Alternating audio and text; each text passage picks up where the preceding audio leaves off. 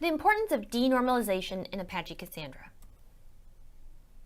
Denormalization of tables in Apache Cassandra is absolutely critical. The biggest takeaway when doing data modeling in Apache Cassandra is to think about your queries first. I want to say that again. Think about your queries first. There are no joins in Apache Cassandra. In relational data modeling, what worked well for relational database cannot be moved over as is into Apache Cassandra. Normalized tables will need to go through the process of denormalization to be able to fit into the Apache Cassandra data model. What queries will be performed on that data? This is what you'll need to know in advance. This must be the #1 priority when doing data modeling in NoSQL or Apache Cassandra. Again, if you're migrating some of your workloads from relational to a NoSQL database, it cannot be transformed as is. You're going to have to do some new data modeling tasks on it to be able to get it transformed into the correct data model. And if you walk away knowing that, you're in good shape. So let's talk a little bit more about data modeling in Apache Cassandra. So denormalization is not just okay, it's a must. Normalization into third normal form will not work in Apache Cassandra. There are no joins in Apache Cassandra. Without joins, I can only query on one table at a time. Denormalization must be done for fast reads. Apache Cassandra has been optimized for fast writes. Again, if we were talking more about the architecture of Apache Cassandra, you would be able to see that the write path is actually very beautiful in its simplicity. But if you want fast reads, you must set yourself up for success with a good data model. Nothing is magic and nothing comes for free. So because of that, you're going to have to set yourself up with a good data model. Again, think queries first. If you walk away knowing that, you're in good shape. In relational data modeling, we were concerned about slow writes with denormalized tables, since you'll have duplicates of your data and need to write, update, and insert to more than one table for the same piece of data. But because Apache Cassandra has been optimized for that, there should be no concern. Again, no joins.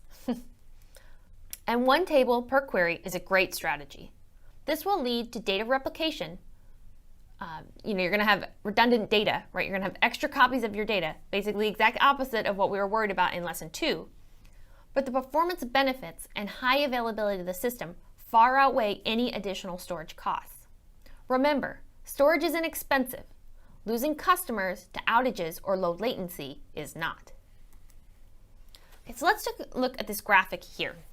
So here, we're talking about, again, a good comparison between relational databases and NoSQL databases when we're thinking about data modeling and the fact that we no longer have joins. So in this case, in a relational database, we can have our query represented here.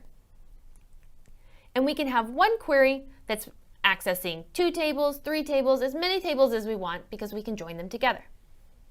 Now in NoSQL databases, again, one query per one table. One query per one table. You cannot join the data together. You can only access one table at a time. Just to reiterate, the idea of no joins and using one query on one table. This diagram compares the approach for relational versus NoSQL databases like Apache Cassandra. In relational databases, one query can access and join data from multiple tables. And in Apache Cassandra, the queries can pull data from a single table. This is important to model with your data in mind. Okay, so again, think 2 queries, 2 different tables. So let's say I want to do 2 queries. One is all albums in a given year, and all albums by a given artist. So here's just a quick example of what that would look like, right? So in this case, I want to get all albums by a particular year. So I'm going to do a select star from music library where year equals, and then I can fill in whatever year that I'm looking for. And over here, I want to do a select star from album library where, again, a different table, where the artist name equals the Beatles.